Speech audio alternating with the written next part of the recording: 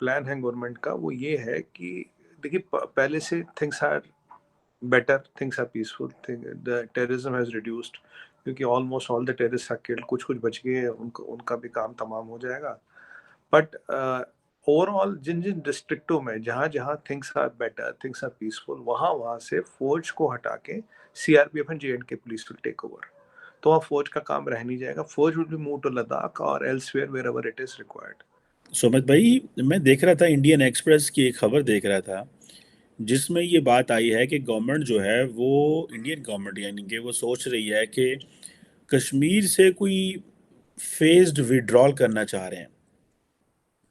और कहा जा रहा है कि तकरीबन 1.5 लाख 1,30,000 के करीब जो इंटायर जम्मू एंड कश्मीर में फ़ौज है। और ठीक है जी, जिसमें से गवर्नमेंट ये प्लान करे कि आहिस्ता आहिस्ता कश्मीर से निकाली जाए फ़ौज को। दो चीज़ें हैं, क्या आप समझते हैं कि कश्मीर में अमन आ गया, या आप समझते हैं कि 370 एंड 35A के बाद अब कश्मीर में का स्टेटस क्यों का चेंज हो गया है और वहाँ पे यूनियन गवर्नमेंट है या यूनियन टेरिटरी है, तो गवर्नमेंट जो है वो उसको एक और तरीके से अब ट्रीट कर रही है। सो लिहाजा अब फ़ौज का वहाँ जवाज़ नहीं है, या दूसरे लफ्ज़ों में जो इंडिया कहता है कि मुजाहिदीन है, कभी आप कहते हैं जी क्रॉस बॉर्डर टेररिज्म है, तो इट मीन्स अगर आप गार्ड लोअर कर रहे हैं तो it means you are safe. तो ये क्या बेसिकली स्टोरी क्या है कि क्यों इंडियन अथॉरिटीज़ जो हैं ये बात कर रही हैं, जबकि मीडिया और जो बाकी हुकूमत है वो टाइम शोर डाल रही होती है जनाब। तो how do you see this? देखिए चेमा साहब, शो पे बुलाने के लिए धन्यवाद। ये जो अभी जो टोटल फौज है वहाँ पे 1,30,000 है। 80,000 बॉर्डर्स पे है, 50,000 is deployed within the valley in various districts, various पूरे स्टेट ऑफ जेएंडके में जो यूटी है उसमें डिप्लॉयड है। अभी क्या हम सोच रहे हैं, अभी जो प्लान है गवर्नमेंट का वो ये है कि देखिए पहले से things are better, things are peaceful, the terrorism has reduced क्योंकि almost all the terrorist are killed, कुछ कुछ बच गए, उनको उनका भी काम तमाम हो जाएगा। बट ओवरऑल जिन जिन डिस्ट्रिक्टों में जहाँ जहाँ things are better, things are peaceful, वहाँ वहाँ से फौज को हटा के CRPF and J and K police will take over. तो वहाँ फौज का काम रह नहीं जाएगा, फौज will be move to Ladakh और elsewhere wherever it is required. तो बिकॉज आर्मी का मेन काम होता है कि बाई बॉर्डर प्रोटेक्शन, बॉर्डर पे डिप्लॉयमेंट, जैसे बीएसएफ होता नहीं है तो आर्मी होती है हमारे यहाँ, बीएसएफ भी होता है, आर्मी भी होती है। तो army will be move back to its old road. अगर आप देखिए, हमने अब आप नॉर्थ ईस्ट में देखिए, नॉर्थ ईस्ट में काफी जगह हम ये कर चुके हैं, काफी जगह हमने अफसर हटा दिया, काफी जगह हमने ये सब कर दिया। तो ये सब चीज एक हिंदुस्तान में पहले भी होती है, एक प्रक्रिया है। This is a signal of the things are going for better, और people of the J&K are with the new change. They are appreciating the investment which are coming in. They are appreciating the new things which are happening. और इसके साथ एक और चीज का ये भी वाजे करता है कि कहीं ना कहीं इलेक्शन की तैयारी हो रही है, कहीं ना कहीं जल्द ही एक पूरा स्टेटहुड रिस्टोर करने की तैयारी भी हो रही है। तो दो तैयारी हो रही है, इलेक्शन की तैयारी हो रही है और स्टेटहुड को रिस्टोर करने की भी तैयारी हो रही है। और जो लास्ट फेज में ये टेररिज्म है, तो इसको भी अब काम तमाम करके आगे बढ़ा जाएगा। और J and K is becoming a contributor to the national growth. अभी आपने देखा होगा लिथियम का भी बड़ा जखीरा मिला वहां पे, और ये चीमा साहब आपको जान के खुशी होगी, $420 बिलियन का जखीरा है ये, जो मैंने इसकी एस्टिमेशन लगाई है। गवर्नमेंट का नंबर नहीं है, मैंने जो अपने हिसाब से कैलकुलेशन लगाई, इट्स वर्थ अराउंड $420 बिलियन।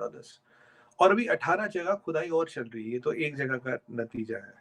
तो you might get something more. And देखिए, ये 35 से 35 के होते हुए सब चीजें अनएक्सप्लोर्ड थी, धीरे धीरे सब चीजें एक्सप्लोर हो रही है, पोटेंशियल दिख रहा है, टूरिज्म पोटेंशियल बढ़ रहा है, जितनी आज तक इन्वेस्टमेंट नहीं उतनी आई।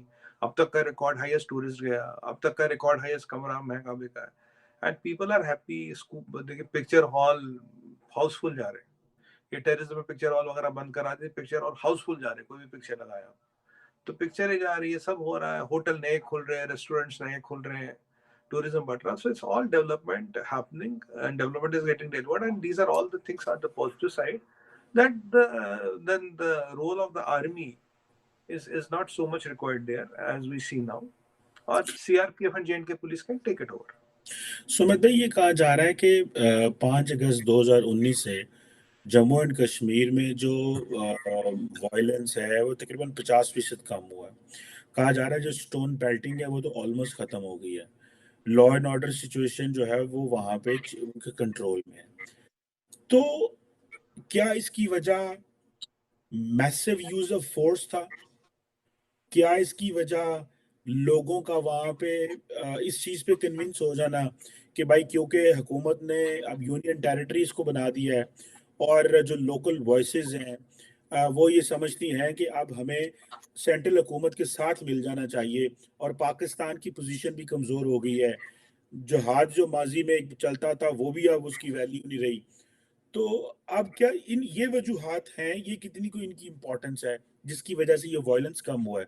क्योंकि स्टोन पेल्टिंग पे इंडियन जो अथॉरिटीज थी वहां पे बड़ा सख्त एक्शन लेती थी, तो वो तो कहा जा रहा है बिल्कुल खत्म हो गई, वायलेंस 50% कम हो गया, चीजें खत्म हो गई। लॉजिक क्या है पीछे? जी पाकिस्तान की कमजोरी कि पाकिस्तान कश्मीर इशू को उस तरह नहीं कर रहा, तो पुलिस वहां पे लोकल्स ये समझ रहे हैं, या कि फौज ने इतना मैसिव पावर इस्तेमाल की है कि जैसे हमारे दूसरे लफ्जों में कहते हैं लोग मोमिन हो गए। देखिए, चलिए चीमा साहब, आज आपने कहा पाकिस्तान की कमजोरी नाम का वर्ड आपने यूज किया, तो पाकिस्तान का आपने इन्वॉल्वमेंट माना, अच्छी बात है। मैं अब आपके जवाब दे देता इट्स हूँ। Not an involvement, it's like कि पाकिस्तान इंटरनल इश्यूज में फंस गया है तो वो कश्मीर को इतनी वैल्यू नहीं दे पा रहा। नहीं नहीं नहीं, देखिए, वायलेंस वायलेंस के कंटेक्स्ट में इंटरनल इश्यूज कहीं आते नहीं, वायलेंस की बात हो रही थी यार, वायलेंस के इंसिडेंट कम होने की। अब मैं आपके सवाल का जवाब देता हूँ, कंटेक्स्ट में भी देखिए, what ever I am saying is right. देखिए, अब मैं आपके सवाल का जवाब देता हूँ, कुछ चीजें जो हमें समझनी पड़ेगी। जो पत्थरबाजी थी चीमा साहब, ये तो इंडस्ट्री थी, ये तो 500 रुपए, 1000 रुपए, 2000 रुपए का दिहाड़ी थी, रेट था पत्थरबाजी करने का।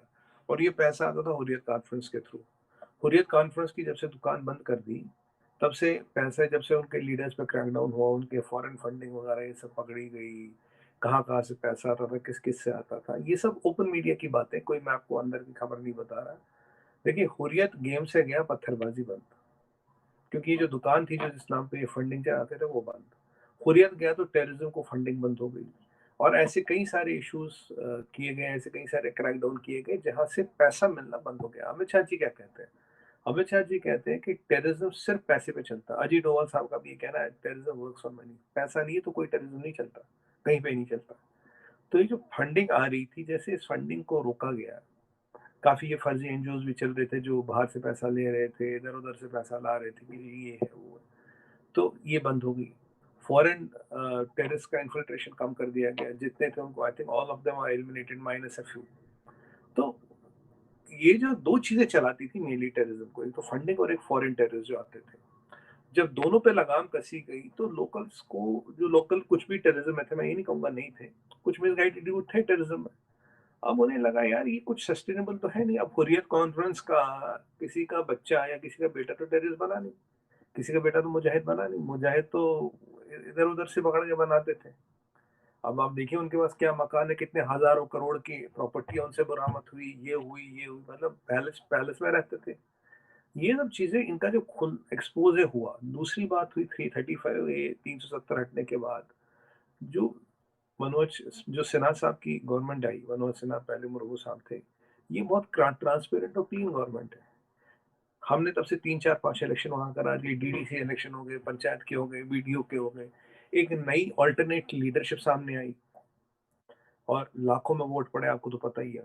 और अब तक का हाईएस्ट टर्नआउट था। पहले एक टाइम में इलेक्शन होता था 7% में लोग चीफ मिनिस्टर बन जाते थे, चलो वो टाइम रहा नहीं। सुमित भाई अगर इतना तो सब सर, कुछ अच्छा है तो यूनियन टेरिटरी क्यों है फिर?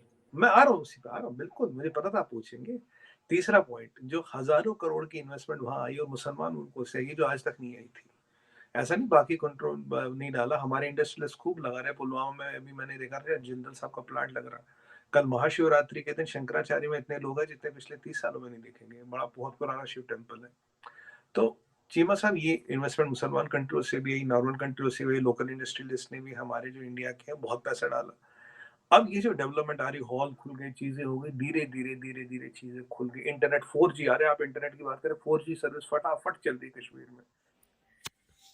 जय हिंद दोस्तों केंद्र सरकार जम्मू कश्मीर से आर्टिकल 370 हटाए जाने के करीब 3.5 साल बाद अब केंद्र शासित प्रदेशों से सेना हटाए जाने पर विचार कर रही है। जी हां, विशेष राज्य का दर्जा हटाए जाने के बाद जम्मू कश्मीर में बड़े स्तर पर सुरक्षा बलों की तैनाती की गई थी। वहीं खबर है कि अब केंद्र सरकार घाटी के अंदरूनी इलाकों से भारतीय सेना को धीरे धीरे हटाने के प्रस्ताव के बारे में सोच रही है। अगर ऐसा है तो भारतीय सेना की उपस्थिति सिर्फ लाइन ऑफ कंट्रोल तक ही सीमित हो जाएगी। इंडियन एक्सप्रेस की खबर में सुरक्षा बलों के अधिकारियों के हवाले से दावा किया गया है कि कश्मीर के भीतर इलाकों से सेना हटाने के प्रस्ताव पर 2 साल से चर्चा हो रही है। जी हां, रक्षा मंत्रालय, गृह मंत्रालय, सुरक्षा बलों और जम्मू कश्मीर पुलिस के शामिल होने से इस बातचीत में तेजी आई है। घाटी में कानून व्यवस्था और आतंकरोधी अभियानों के लिए भारतीय सेना के साथ तैनात की गई सीआरपीएफ को हटाया जा सकता है। रिपोर्ट्स के अनुसार सेना के अधिकारी ने कहा है कि मामला में मंत्रालय स्तर पर बातचीत की जा रही है और जल्द ही होना संभव हो सकता है। एक तरफ से दोस्तों फैसला किया भी जा चुका है और अब केवल इस बात का इंतजार है कि ये कब से शुरू होगा। हालांकि उन्होंने ये भी कहा है कि ये फैसला सरकार को ही करना है। उन्होंने कहा है कि जब तक कोई फैसला नहीं आता है तब तक कोई भी हलचल नहीं की जाएगी। तो दोस्तों, आप क्या कहोगे इस खबर को लेकर? कमेंट सेक्शन में जरूर बताइएगा और हमारे साथ देखते रहिएगा वर्ल्ड वेब न्यूज।